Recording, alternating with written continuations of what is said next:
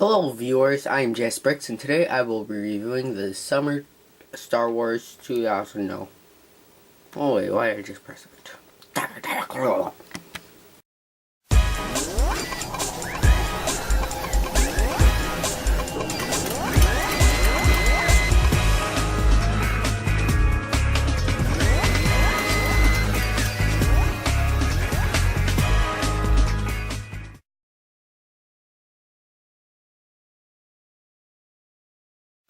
Hello viewers, I am Jasper, and today I will be reviewing the LEGO Star Wars Summer 2013 set 75022 Mandalorian Speeder.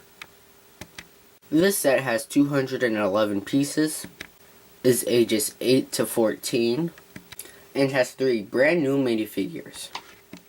So let's get on with the review. And as always, we begin with the box. Basically, the box has all the stats, logos for LEGO and Star Wars, the Yoda icon, box art of what the set should be, the lineup of minifigures, set number, LEGO logo, some random stuff, the minifigures included, actual size reference, just a plain seal, the bottom with the barcode and proof that I got from the LEGO store. Also, if you've seen my haul video, a picture of the Mandalorian Speeder box art with nothing on it. It's the Mandalorian Speeder. And on the back what it should do and all the features I am going to be showing you. There is also one instruction manual, which I will show you, has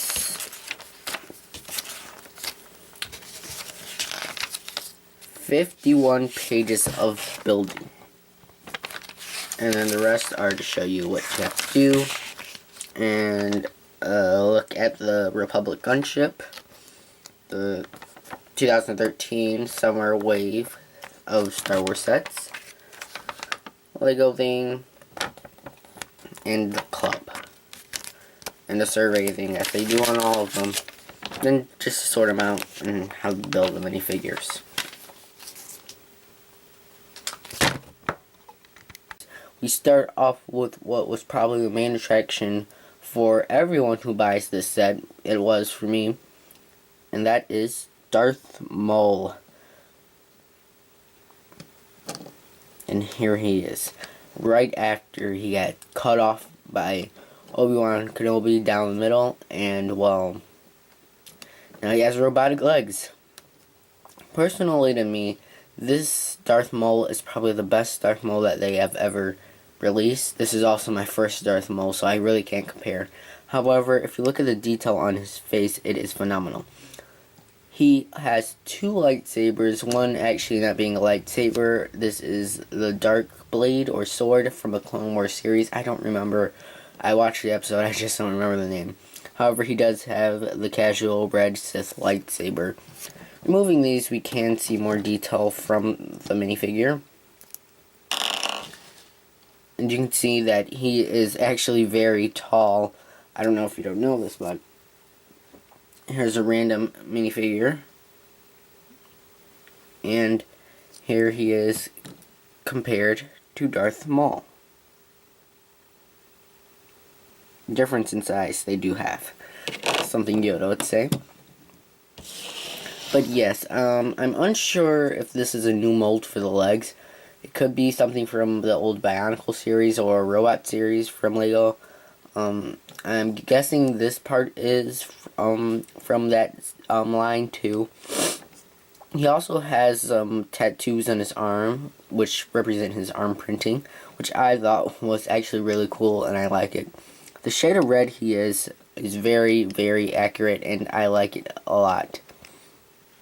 Now going on to the detail on his face, like I was saying, you can see that that face is very, very, very good looking. Well, not good looking as, I mean, you want to marry him. But I mean, like, good looking as the printing that LEGO has done for it. I think this is more accurate to the movie than the one that they released for the movie. However, the first one, I think that was a bit accurate to the movie too. The first ever Darth Maul. I mean, like the Darth Maul they put in the Sith Interceptor. I don't remember. It was one of the episode 1 things. It was a Darth Maul ship. And I, however, think this is the best Darth Maul. And in the second was the first ever released one. So, yeah. He also comes with his crown piece, or not really crown, but horn piece, which is his headpiece. And if you take it off, he's basically bald and looks weird. Very weird. I advise that at first I didn't have it exactly lining up, and it looked all crooked and weird. So I advise that you at least try and line it up somewhat. I think he had his torso printing. He has his torso printing of tattoos. And on the back, he has some more tattoos, I guess. And a waistband, I don't know exactly. And then a neck strap. Other than that, that's pretty much it for this minifigure. I actually can give you guys some fan fiction or fan facts about this guy, I should have said. Excuse me. Darth Maul was the first known apprentice of Emperor Palpatine, well, Darth Sidious, who was later revealed as Emperor Palpatine. And I know I said the first ever known. What I mean by that is by the people, like actual people who watch the movies. Because in Phantom Menace, episode 1, which really wasn't the first episode, A New Hope was the first episode in the original trilogy, which was released in 1985, I believe, or 1977, I don't know. But that was for the first original. But then the prequels, I am just not getting these words out today. The prequels basically just explained the story of Darth Vader and everyone else, such as Obi-Wan Kenobi, and how Luke and Leia were consumed. So yeah, he was the first apprentice known to people by, of Darth Sidious. And in a battle with Qui-Gon Jinn and his apprentice Obi-Wan Kenobi, Darth Maul killed Qui-Gon Jinn, and in vengeance, Obi-Wan sliced him in half down the middle. So basically, let's see this. See, these were his legs. Oh my god, that really had to happen.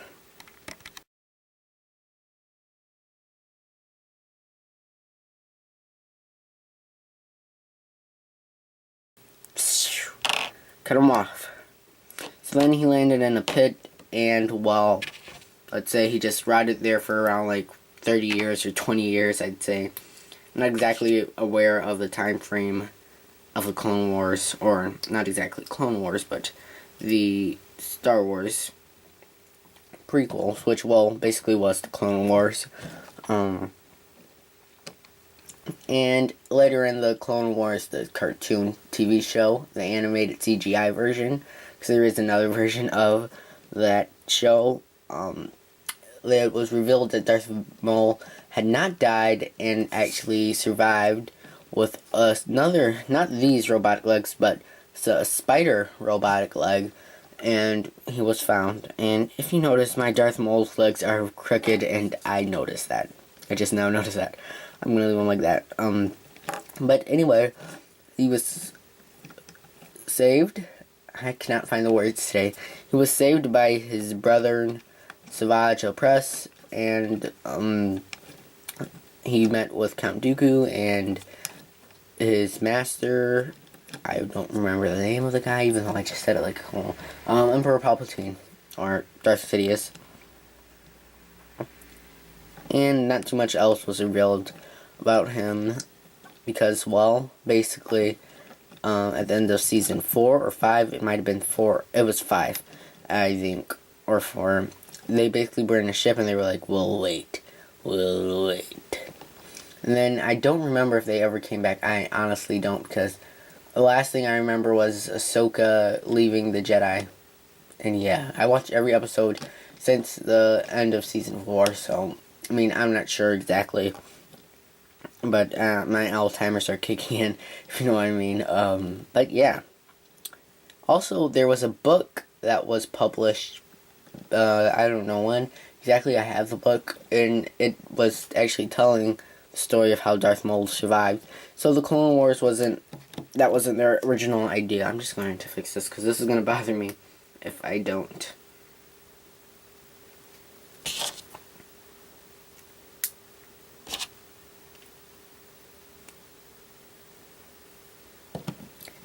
And so that's basically Darth Maul's origin. I just gave you that all in like probably 5 minutes or more. I'm not exactly sure. Alright, next minifigure is the Mandalorian Super Commando. And we do get 2 of these guys who are exactly the same. My other one is piloting the spaceship craft Speeder. Basically, this is the Mandalorian helmet that we usually get. We got this for Jango Fett. Here, let's see if I can focus. We got this for Jango Fett. Oops. Ugh. And Boba Fett. We also got this for the Mandalorian Speeder Pack. Or not Speeder, but Mandalorian Battle Pack. And basically that's I never know how to pronounce this. Previsel's face, I don't know. And he has a gunmetal jetpack. His torso is pretty nice printing. It's basic Mandalorian printing, torso, just with a different color screen. He has plain gray legs that are dark legs, and then his belt is light gray, as well as his hands. And he sports a medium rifle as his brother, who is the second guy. And the not funny, but the thing I really like about this guy is the hand printing. I think that was a phenomenal detail on Lego's part, as it is accurate to the show. And, Lego is not always that accurate, but they're starting to get up their game from their original appearance in 1980. But yes, this has been the Mandalorian Super Commando. And it wasn't too much detail on this minifigure, however, I really like the minifigure, and I think this was a phenomenal, I just had to do that, a phenomenal minifigure. But one thing before I do leave, he has no back head printing, and there's the back printing.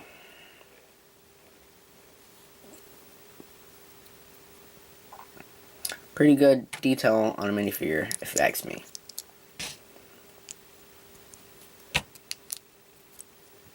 That is the Mandalorian Super Commando. Accessories received in the set are 2 medium rifles and 2 lightsabers, one red and one black, or you call it a night staff, stick, whatever you want to call it. But yeah, those are all of our accessories for our minifigures. And here is the Mandalorian Speeder itself. And I have to say, this is a phenomenal job on the Lego group's part. It is a fantastic build. I think it's a solid build. I like it. Not really into too many spaceships, really, but this is phenomenal. It's not a spaceship, but it's a vehicle, car, whatever you want to call it. Not really into those, more into the building structures, but this, I just have to say, I really like this, and I'd pick this over any building. Just kidding, I wouldn't, but it's a really nice vehicle. Now it is held up, not really held up, but so it looks like it at least has some levitation. It is held up by these round pieces. They really don't have a name. Cylinder pieces. Cockpit. This can fit actually each minifigure. And this actually can fit Darth Maul too. And this part comes loose fairly easy. So that's bad, but not too bad. And I can't get him in now. But as you know, he can. If you see the box art. Darth Maul was a bit easier to do this because I think it was designed morely for him. Or not really, but it is good. One downfall I have about this is what is he steering with? I mean, there's no controls or anything. I mean, it's like, I'm not even controlling this thing. Psh. But yeah, put that back on. All the minifigures can fit on the vehicle. There are spots everywhere for them. And you can even have one right here. Right here, where you see the two hook pieces, or hand pieces, whatever you want to call them, hook hands, is where you can put the guns at.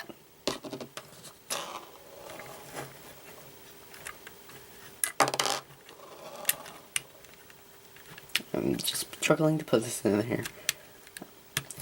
You know, off camera is the time that everything wants to work. It's like that every time. Okay, you know what? You are just going to go in there, and we are going to accept it. Okay. And you can just have them manding the cannon, which breaks, like I said, a bit too often. This is possible. Here you can see like a lighting or grill kind of effect. However, it's just cheese slopes, and they're covered with that. I really like that. So here's where you get to more of the functionalities.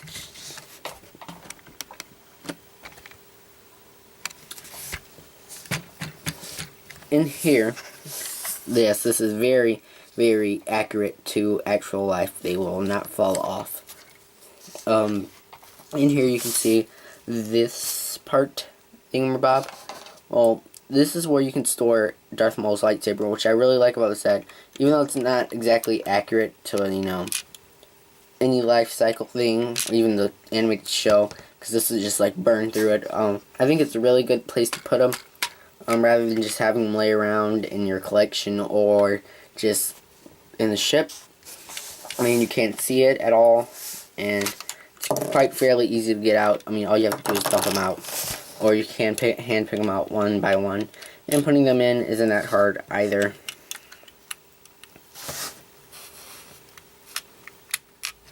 And you're probably like, you're such a liar, because I am having trouble putting it in right now. And this cannon falls off one more time, and it's not even facing the right way now.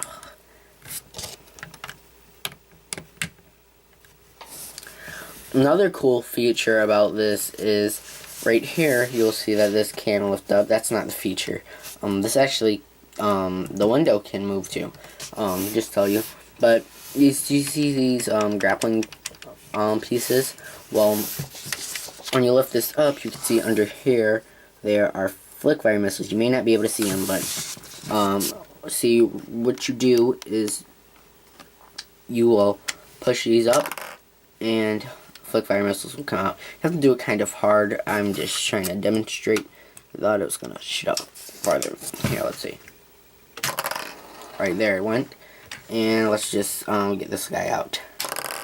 And see, there are flick fire missiles under there. I thought that was a great feature. It's better than just flicking them or having like some Technic piece just hang out. And this way you can have it so the build is pretty sturdy. These things aren't just going to let loose by themselves. As you can see, this piece holds it down. And there are a lot of great pieces in this set. Well, let me get this instruction manual out.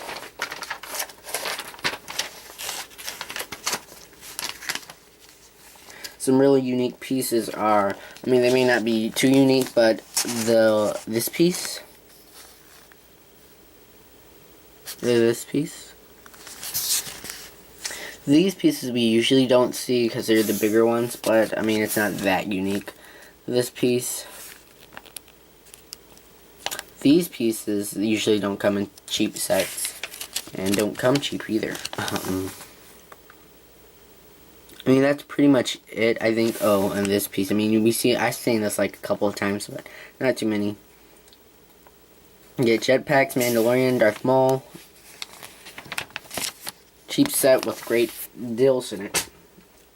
Not really deals, but like values, or I don't know what to use the word for. However, I'm just saying this is a great set. Go buy it. Only thing is, no cockpit controls. and probably the fact that this breaks off every time you walk past it, it's gonna break off.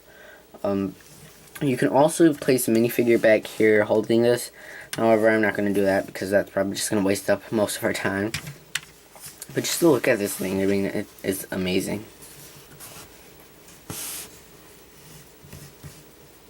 And Darth Maul probably wouldn't be in the cockpit controlling it anyway because it is a Mandalorian Speeder. However, I'm just doing it.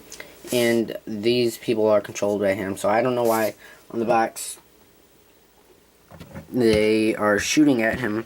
However, if I missed that episode when they traded on him or something, I don't know. Like I said, I only remember when Ahsoka quit and some vague moments from the beginning. So yeah. So now we're at the end of the review where we do our overview and final thoughts and scores on the set. So for the scoreboard, we have durability at a 9, playability at a 10, minifigures and accessories at a 10, price and value at an 8.5, and build and pieces is at a 10. So giving that a 47.5, which is a half more than our last review score, and is the highest one, I think. I still haven't checked and seen if it was the highest, but I'm guessing it's the highest one that we've ever given. I say that extremely sarcastically. I'm just kidding. But yeah, my overview or final thoughts on the set. It's an amazing set. Go buy it while you still can, because it's not, I'm not going to say it's going to go on the market for like a high price. I mean, it can because it's an older set. However, I mean, I don't think people are going to buy it because they won't be too familiar with Clone Wars unless they actually saw it. But they may get it for the Darth Maul minifigure or the Mandalorians, or even just the pieces if you're a Brickling seller. But yeah, I mean, this is a phenomenal set, and if you're just a Lego collector, just buy it. I mean, it is phenomenal. That's my word of the week. Phenomenal. No controls. Subscribe.